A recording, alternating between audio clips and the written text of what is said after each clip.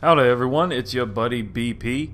It is March 18th, 2016, week 80 of Destiny, and it is XUR Day. And as you can tell by the little marking here on the tower, he is somewhere. Not sure where exactly, maybe over there. Let's go see if we can find him. And here he is, right outside where the speaker is. I think he was here, wasn't he here last week? No, I might have been thinking of something different. But yep, that's where he is. So let's take a peek at what he has for us this weekend. Guardian. Titans this week will get an Insurmountable Skullfort, and has a Discipline and Strength build. Its perks include Hands-On, Second Thoughts, and Invigoration.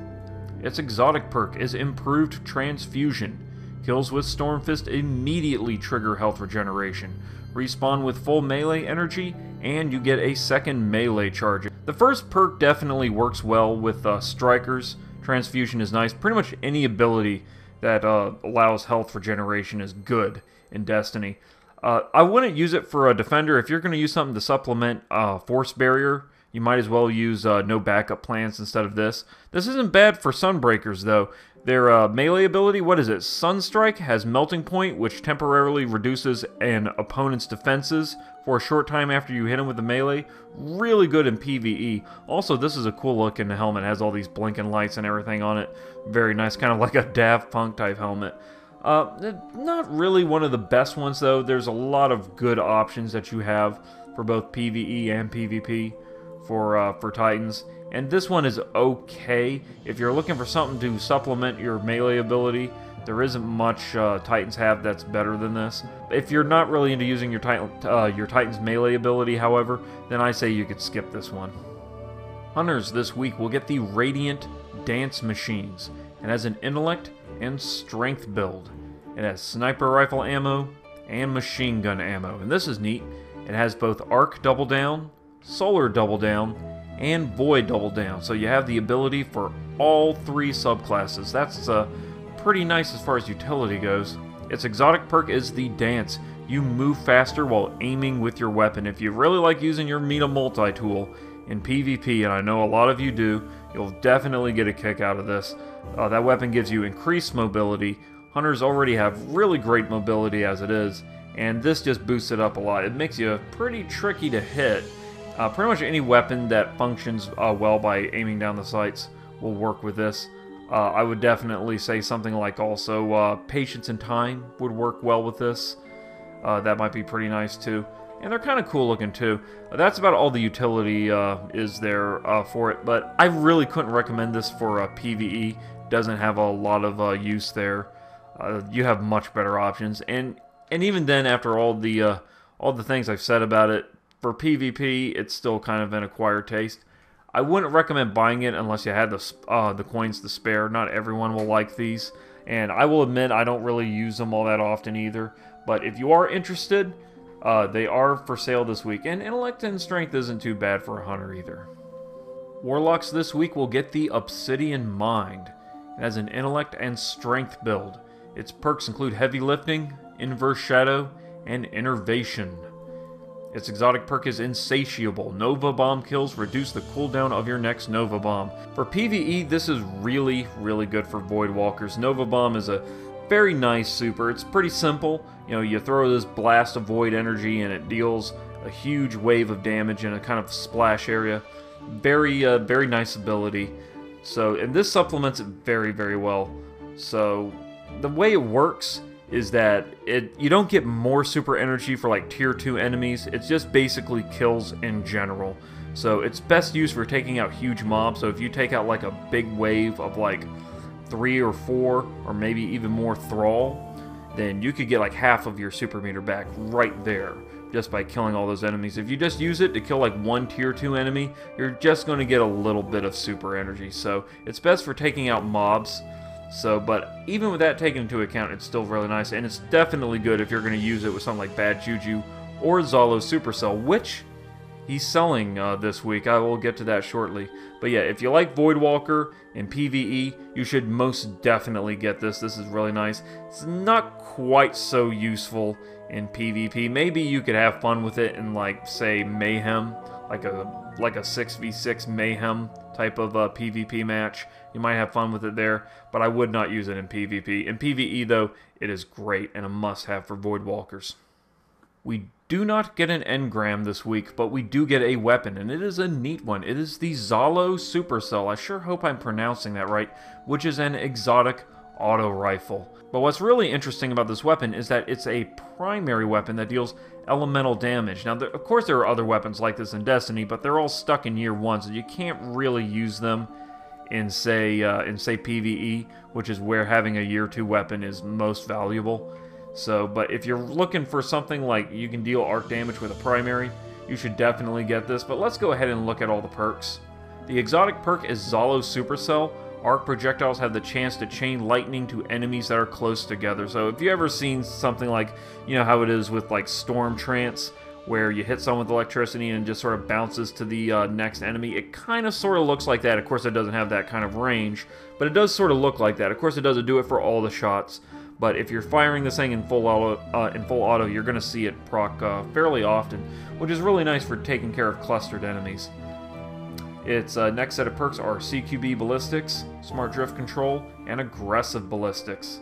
It has Persistence, and its other perks include Hammer Forged, Rifled Barrel, and Braced Frame. Also, it has a second exotic perk, but you have to unlock this one, and this is Bolts from the Blue. Double kills with this weapon charge a small amount of super energy and return ammo to the magazine. Now, you might be thinking, that sounds a lot like Bad Juju. In a way, this is kind of like Bad Juju. I wouldn't say it's quite as effective as Bad Juju, though, because whenever you land a kill with Bad Juju, you are guaranteed a full refund of your magazine, and you're guaranteed bonus super energy. This does not guarantee it, but it does have the additional bonus of being able to chain shots to nearby enemies, and it deals arc damage. It's a primary that deals an elemental damage type, which is pretty damn nice in Year 2, because there's not many of these weapons. We had a lot of them in Year 2, well, with the raids and all, but they kind of dialed back on that for Year 2 when the Taken King came out. But if you are looking for a primary weapon that deals elemental damage, this is it. This is what you need. Definitely pick this one up. Legacy Engram this week is for heavy weapons. So if you don't have your Yallarhorn, this is your opportunity to get it. We also have Glass Needles, 3 Strange Coins, 3 Motes, and 1 Exotic Shard. 3 of coins. You get 5 of them for 7 Strange Coins. And of course, Heavy Ammo Synths, which are a pack of 3 for 1 coin apiece. Also, before I end this video, I just want to mention yesterday Bungie released some news about what we can expect in their upcoming patch. You know, I was complaining last week about how I was about to drop Destiny, and of course, they come out with this news. But I'm so glad, you know, we've been waiting a while for new content in Destiny. So they didn't give us the full details, but I'll leave a link in the description for you to go read the full article yourself, but I'll give you the major details here. First off, this patch will be 2.2.0, and it will drop on April 12th, 2016. So that's still a few weeks away, but what Bungie listed as things we can expect in this new patch will include new PvE challenges, new gear, and updated gear. So I'm guessing we're talking about some exotics, which is nice. I enjoy hearing that. We also have new quests, or at least one new quest, I suppose. I hope it's a good one if it's just going to be one.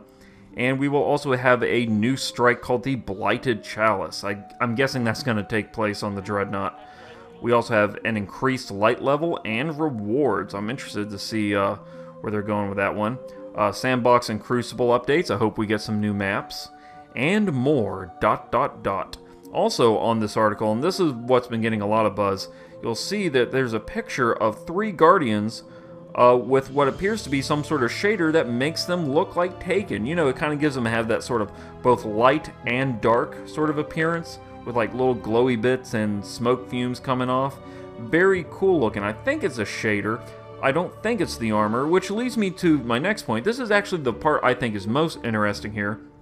If you take a closer look at that armor, you'll notice that it has a very distinctive resemblance to the Prison of the Elders armor sets that we got with House of Wolves. So I'm thinking, oh, is 2.2 bringing back the Prison of Elders? Are we getting some updated Prison of Elders armor? Are we going to be getting some new shaders? I won't lie, that shader looks like it's definitely worth going out of its way for. Very cool looking. And I really do hope they bring back Prison of Elders, because it was a nice concept, but it was only around for like a few months, and then it immediately got rendered obsolete.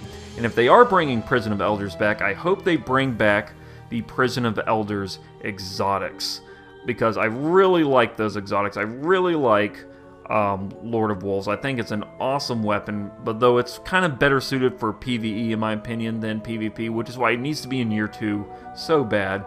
And of course, my favorite weapon for PvP, Queenbreaker's Bow. Are they bringing that one up in year 2? I will be so pumped for that. But the details are they're not all concrete yet. They're just kind of giving us a vague description of what we can expect. There is a list of dates where they're going to be previewing stuff on Twitch. Those links will be in the description, and there's a whole bunch of more stuff about like clan leaderships and all that sort of stuff about things we can expect. So, like I said, I'll leave the link in the description so you can read it all yourself. I just wanted to get those out of the way. Sounds very interesting. What are your opinions? Do you like what XUR has this week? Are you excited for the new patch? Let me know in the comments section. Also, don't forget to spank that like button if you enjoyed the video. Your support means a lot to me. And as always, y'all be good to each other, and I will see you in the next video.